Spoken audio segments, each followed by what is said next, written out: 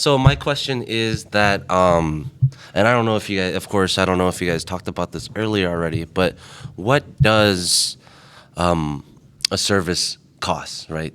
For say I'm gonna start my clothing brand, and I need the service.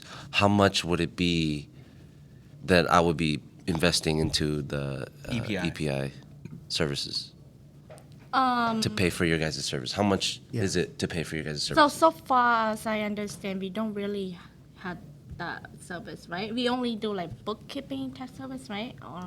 Oh, there's no service fee for you guys? Yeah, it's the fee. But Okay. like you said, you wanna start a business and Yeah. how much you gonna invest. We're not gonna do the business plan. I don't Okay. think we do business plan, right? We do have business plans. You do? Yeah, we do Okay. write out the business plan too. Okay. So because like those things he asking is cover for the startup, how you're going to start a business from the whole Naya A ground to up, Z, yep. like from startup. Okay. Yep. So we actually also like a professional agency that can do paperwork for filing for you, article filing with State of Secretary Minnesota, us for which is open a new EIN number with the IRS, and we also do BOI filing, which is the FinCEN requirement for report to the FinCEN, the new benefit owner information reporting. Okay. Yeah, so we do those documentation Okay. and establish for you a new startup business, and then after that, you gonna wrap up the whole information and you organize your team and you grow by yourself. If you need services to support one-on-one consulting services, we also do that too. So we modify the blend and we give our suggestion for direction and how you're gonna be target what customer from marketing, from bookkeeping, payroll, tax, the whole things. We do everything that to help you to support you as an open business, a startup business, and then we can walk you through the whole process that you can grow by yourself. So Yeah. Trinity, how much would that cost?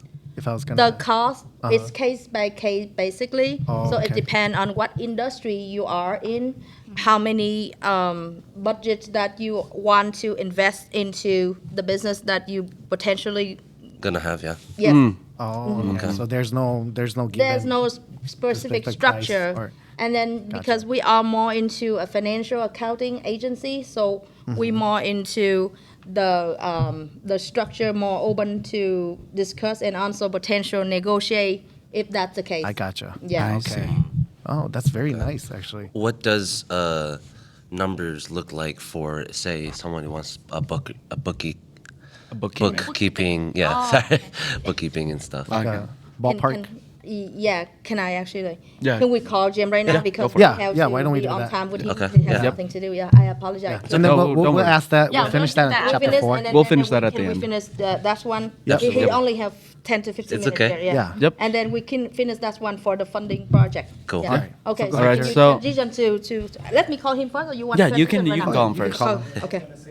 All right, you guys. So next, all the way from California, I would love to introduce the keynote speaker, the keynote guest speaker, Mr. James Ramazan. Apologies if I did butcher your last name. He will be going over, your benefits of tax credit from the IRS for businesses. So, take it away, Mr. James. Hello, Yeah, hello. Thank you, and thank you for having me on today. How's California treating you? California's nice. It's sunny and 75 today, so can't complain over here. That's good. Man, it's getting cold here in Minnesota, dude. Yeah. Sir, it is Really? it is getting pretty chilly. It's not even September yet. Really, it's already cooling down over there, huh?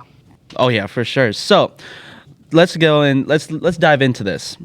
We hear about the government offers R&D businesses tax credit. Could you please give us and the public more information about R&D? Yeah, no problem. So the R&D credit, research and development. This is a credit that was was established back in 1981. It was Okay. made permanent in 2023.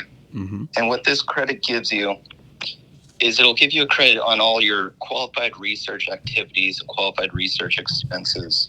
And more or less, this credit will end up being worth about 10% of your qualified research expenses. And the big thing with this credit is what constitutes a qualified research expense. And that's really your expenses that go into developing a new product or business component. Okay. It's anything that, hasn't, not necessarily something that hasn't ever been done before, but maybe has been done in this specific way. And it really doesn't need to be like, when you think research and development, you think of people in lab coats running experiments. It's really not that. I mean, research industries include architecture and engineering, software and development, construction companies, even manufacturing companies, food and beverage. It's just it's a new business component or service that you're not real sure it's going to work. It needs that process of experimentation, and any research involved in that, including wages, supplies, contract labor, those can all be considered qualified research expenses. And on top of that, many states, including the state of Minnesota, they'll offer their own R&D credit as well. So, the federal credit usually comes out to about 10% of your expenses. Sometimes you can double that depending on how generous the state is with their credit. That was a lot of information. That's why I'm just trying to like simplify it, because even for me, I'm still learning about this too, and it does quite interest me. So you talk about like research and development, so and looking into industry background and all that stuff. So it's kind of like taking a little bit of the ease from like an individual that's trying to get into certain industries, or per se. Okay. So it's new products created within these industries. It's supposed to be scientific in nature. That doesn't mean that it needs to be, science type stuff. It's really just the scientific method of, you have the hypothesis, you experiment, you come to your conclusion. That can be things like creating more energy efficient software. Oh, okay. It can involve, I just did an R&D case study who they're trying to do more energy efficient shipping. Energy efficiency is kind of an easy way to qualify for this credit, but even just new products and services, in the construction business, if you're creating a new way of laying pavement that hasn't been done before, that's research and development. Oh, I see. Oh, that's actually quite interesting. So right here, another thing I wanted to ask is, one of the tax deferral strategy is cost segregation. What benefits are they? Yeah, cost segregation. So the benefit to cost segregation is that it's really just it's accelerated depreciation. So say you're buying a $5 million commercial building. That commercial building is depreciated over 39 years.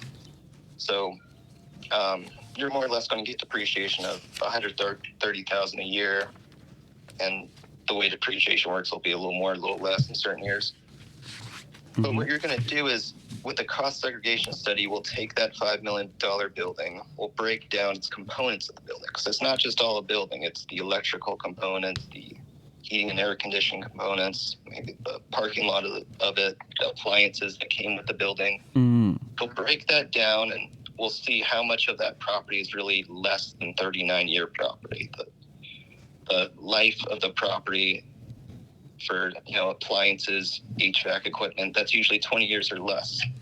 And the nice thing about a property that's 20 years or less is that it's eligible for special depreciation. So 2023, it gets to depreciate 80% of that asset. 2024, that goes down to 60% of that asset. Let's say within that $5 million building, you found $2 million of it that aren't really part of the 39-year life building and more of the 20-year property, appliances, HVAC, electrical. All of a sudden, you get 80% of that $2 million. That's $1.6 million that you get to depreciate right now in this year. With the corporate tax rate, you'll save 20% on that. Not only that, with the tax savings also comes the working capital for businesses. If you're a new business and you want to invest in yourself, all of a sudden you save on that tax and you can put that back into your business. So that's really the key benefit of cost segregation. We also noticed that if a person passed away without living wills/trusts, then the government will take away all belonging assets. Is it true, James? Yeah, passing away without a will and trust, you'll go into something called intestate succession, which is really not a place you want to be for your for your dependents, for your beneficiaries. Oh, okay. Because once that happens, it opens up probate, and creditors can come in, and other long lost relatives can come in and make a claim on your estate. What you want to do with your estate planning is create a will, and more importantly, create a trust, because the trust will avoid probate, and it'll pass your assets to your beneficiaries the way you intended it to. Oh, The okay. services I offer specifically at the simpler level is the will, the trust, the spring and durable power of attorney, and the advanced healthcare directive. And that's the complete package that I like to offer to my clients. Mm. And, I explained what the trust does. The will essentially just passes your assets into the trust. You'll put your properties into the trust. The spring durable power of attorney, that's really something that comes into play if you come incapacitated in your life and you'd like one of your beneficiaries to handle your healthcare decisions or asset decisions. And advanced healthcare directive is really more health specific, but it's very similar to the power of attorney. Oh, okay. So, Other things. oh, go ahead. Go ahead. No, you go ahead. You go ahead, sir. Other things to consider with the estate is Mm. the estate tax and the estate tax return. I'm a partner of EPI too, and I also partner with another accounting firm out here in California, which provides a lot of tax preparation as well as bookkeeping for businesses. And one thing to keep in mind with your estate is the estate tax and the estate tax exclusion and gift tax exclusion. Now, as of right now, that number, the exclusion amount is $13 million. A lot of clients don't need to worry about that. But what's happening in 2026 is that exclusion amount is going down to $7 million. Oh. If your total assets is in between that number, what you want to start doing is either gifting those assets now, or if you have a spouse that passes away between now and 2026, you want to file that estate tax return to use up that full exclusion amount for the spouse before you file your final estate tax return. So you would want to do that before the upcoming 2026 then? Is that correct? Before 2026, because the way the gift and estate tax exclusion works, they're really combined. So you have that $13 million gift tax exclusion too. You can gift up to $13 million worth of assets without paying any tax. Oh. The problem is once you file your estate tax return, that gift tax exclusion will use up that estate tax exclusion. But once that estate tax exclusion goes down to $7 million, if your total estate is worth more than $7 million, it would have made more sense to start gifting away up to $13 million now, rather than wait until 2026 or later, where you only get $7 million excluded. Oh. And that estate tax is 40%. So we're looking at half of over $7 million, almost half, being taxed, and wealth that your beneficiaries won't be able to have without this gift tax strategy. Oh, okay. So, in terms of a business, what if a business got into a tax audit and received the letter from the IRS? They would freak out, right? They would, absolutely. And audits are a scary and a frustrating process to go through with the IRS. That's something that we also offer is audit services and representing clients in audits, which I highly recommend not doing this on your own. Right. The first thing with an audit is you want to plan ahead with your audits, and you want to do proper bookkeeping. The accountant I partner with out here in California, they offer flat fee services. Once a month, we'll get your books all together and compliant, especially when it comes to tax season. When the audit does happen, the first thing that we'll try to do is the penalty abatement, first-time penalty abatement. And if it is your first time, say you pay late or you file late. Okay. Usually cases under $50,000, we can abate that penalty, which would be nice. But at the end of the day, you also want to win that audit too. Okay. And out here, and EPI too works with us, and they're great with the interfacing with the clients. And will handle these audits, especially a lot of employee retention credit audits. We've had a lot of those come through as well. Wow, that's amazing, actually.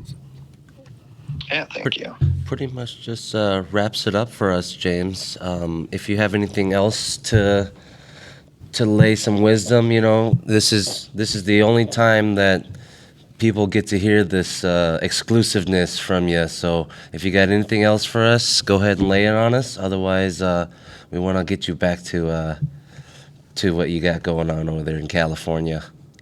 Yeah, no problem. I'd like to just go back to the R&D real quick, just to kind of simplify what I was talking about. Give you a little case study of what we've done in the past, or what we've seen in the past. And the case study I like to use is the toy company Lego. Mm-hmm. And what they did back in 2015 was they created new building blocks and shapes and designs to improve the performance of their product as well as the safety of their product. What they also did was they tried to make their product, the Legos, out of more sustainable materials, the energy efficient aspect of R&D. Mm-hmm. And they invested close to $150 million into sustainable materials for R&D. And they received a huge IRS R&D tax credit for their efforts. So, back to what I was saying, research and development, it doesn't need to be the big, the lab coats and experimenting in laboratories. It can be something as simple as making Legos more energy efficient and how that might play into your business, whether it's making your products, simple building materials more energy efficient, that kind of thing. Wow, that's like that little give me from the IRS that you got to go grab. Otherwise, you're just gonna you're wasting money at that point. It's a great credit. It's a general business credit. If you don't use it up in this year, it carries forward 20 years. Another great aspect of the R&D is if you're a startup business and your gross receipts are less than $5 million a year, you can use this credit on your payroll tax returns. If you don't have a big income tax due this year or next year. Nice. And we can go back and claim this up to 3 years in the past as well. Oh, okay. Dang. All right. Well, if that's all we got from everyone right here, thank you so much, Thanks, Mr. James. James. It's a pleasure to have you on here. Thank you for all that you do for not only EPI 2 services, but also for your clients as well, and future clients. That if you guys are listening right now on the show, we're gonna let you get back to your busy schedule, and we're gonna transition back to Trinity and Chua from the team. Okay, thank you. You have a good rest of your day. Yeah, you too. Thank you. Ladies and gentlemen, that was Mr. James again. I'm sorry if I butcher your last name, Vermazen from California. Keynote speaker, and as well as let me make sure I get his titles and accolades correct, guys. Right here, tax lawyer, enrollment agent, all the way from Cali. You guys are getting some of the best services right now, and you better be taking notes. I better be hearing notepads right now through these cameras. But anyway, back to Trinity and Chua. We could take a break, and then we'll come in just do chapter 4 and go a little longer. Okay. Yeah. And we'll be right back. All right. You guys. We also provide other tax saving strategies, ERC Employment Retention Tax Credit, R&D Research and Development Tax Credit, Cost Segregation Tax Deferral Strategy,